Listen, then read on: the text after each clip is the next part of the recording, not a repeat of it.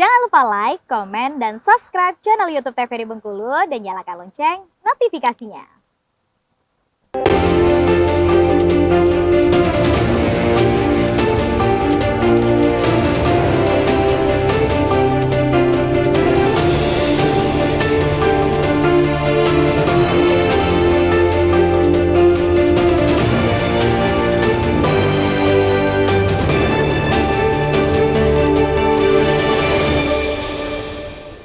Terima kasih pemirsa TVRI Bengkulu, Anda kembali menyaksikan Berendo masih dalam tema yang sama berkaitan dengan pemetaan alat peraga kampanye bersama saya Afriko Zuhri.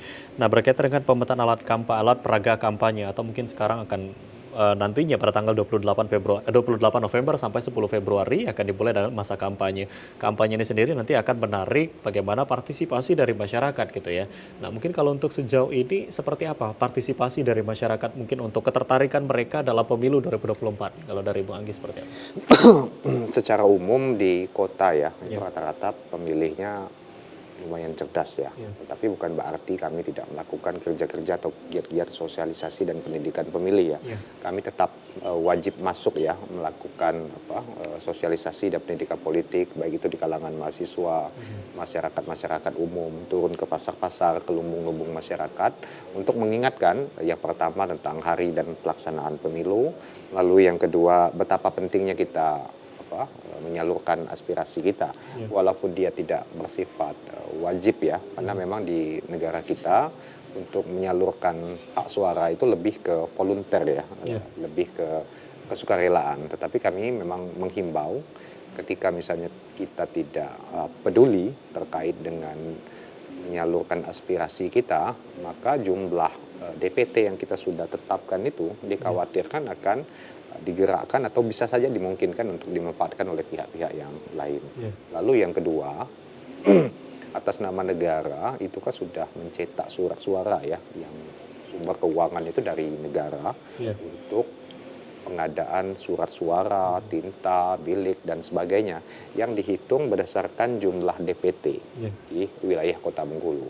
Nah, kalau misalnya masyarakat itu tidak terlibat, tidak memberikan aspirasi, maka ya dikhawatirkan kita akan membuang-buang uang negara secara percuma ya.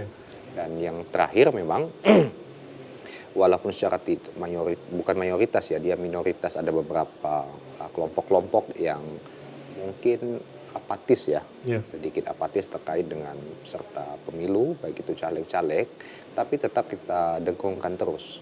Di antara caleg-caleg ini pasti ada peserta pemilu, baik itu calon anggota legislatif yang bisa menawarkan visi, misi, dan program yang sesuai dengan basic kita masing-masing. Dan yang kedua, kami berharap memang kita memilih itu bukan hanya spontan ya, karena ras, agama, dan kesukuan, atau misalnya yang lebih parah lagi itu karena iming-iming money politik, tapi memang kami berharap pemilih di Kota Bengkulu bisa menjaga tradisi selama ini untuk yang pertama dilihat dulu apa visi misi program, lalu yang kedua tidak cukup di situ, kita juga perlu melihat track record sebelumnya, dia berasal dari mana, ketika dia berada di institusi atau pergerakan mana, kita lihat apa yang sudah dia lakukan, memang berkiprah atau tidak. Dan untuk selanjutnya kita akan memilih siapa yang berhak mendapatkan mandat untuk suara kita, sehingga apabila terpilih nanti kita berharap anggota dewan atau misalnya legislatif ini bisa menyampaikan aspirasi kita di dewan. Ya, artinya memang untuk menarik partisipasi tentu sosialisasi juga terus dilakukan gitu ya dari KPU dan juga penyelenggara itu sendiri. Kalau dari Prengko seperti apa? Tadi disampaikan juga oleh Bang Anggi, mungkin ada juga sebagian masyarakat yang mungkin masih apatis gitu ya.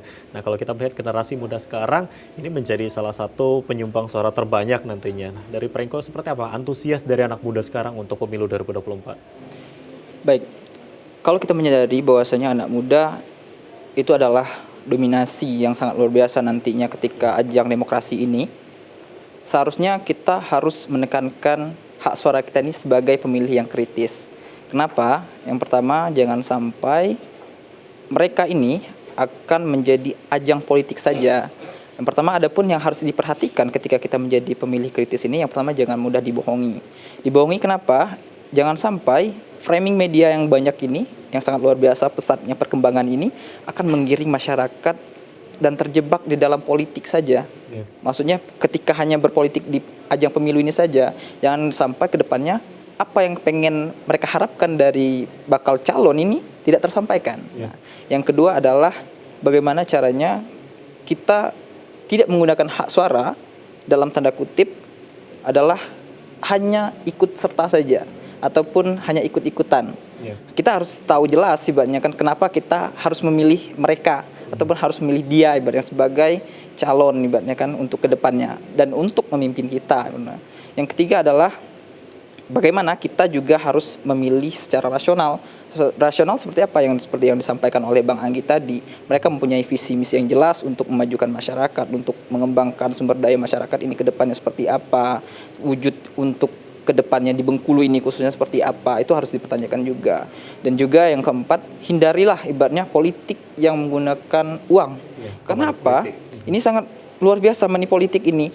Kita hanya menggunakan hak suara kita, hanya dibayar berapa ratus ribu ibaratnya kan. Tapi dalam 5 tahun ini, hak suara kita untuk kedepannya, untuk menyampaikan aspirasi dan inovasi kita untuk bakal calon ini yang akan memimpin kita tidak tersampaikan karena apa sudah dihentikan dengan money politik tadi. Nah, juga jangan sampai masyarakat juga terombang-ambing dengan arus media yang seperti disampaikan juga tadi mengenai ombang-ambingnya seperti apa? Adalah ras, suku, agama. Untuk negatif politik negatif ini harus kita hentikan lah ibaratnya kan. Harus dipandangi secara jelas dan merata. Oke, baik. Mungkin ke Bang Anggi boleh disampaikan Pak statement closing kita pada kesempatan kali ini. Mungkin apa yang disampaikan oleh seluruh masyarakat untuk pemilu 2024 nanti? Ya, fokus terkait dengan tema kita ya, pemetaan APK. Saya baru dapat konfirmasi dari kawan-kawan Bawaslu Kota. Besok kami diundang serta stakeholder terkait dengan rapat koordinasi ya tentang alat peraga sosialisasi atau alat peraga kampanye yang diduga melanggar. Jadi KPU, Bawaslu serta pemerintah daerah dalam hal ini mungkin Satpol PP akan duduk, kita akan melakukan langkah-langkah dipimpin oleh Bawaslu dan insya Allah dalam waktu dekat kita akan melakukan gerakan ya untuk mengklirkan wilayah kota dan menuju tanggal 28 kita memang sudah memasang alat peraga kampanye sesuai dengan titik dan zona yang sudah ditetapkan oleh penyelenggara dalam hal ini KPU. Oke, terima kasih banyak Franco sudah menyempatkan waktunya hadir. Terima kasih banyak Bang Anggi sudah menyempatkan waktunya. Dan pemirsa TVRI Bengkulu berkaitan dengan tema kita pada hari ini, pemetaan alat peraga kampanye. Dan mungkin perbincangan kita pada kesempatan kali ini, semoga ini bisa menjadi informasi tambahan untuk pemirsa yang menyaksikan. Dan tentu ini bisa menjadikan dampak positif nanti untuk kita ke depan dalam masa pemilu di 2024. Akhirnya saya Afriko Zuhri, mewakili seluruh kerabat kerja yang bertugas, pamit undur diri. Terima kasih atas perhatian Anda. Wassalamualaikum warahmatullahi wabarakatuh.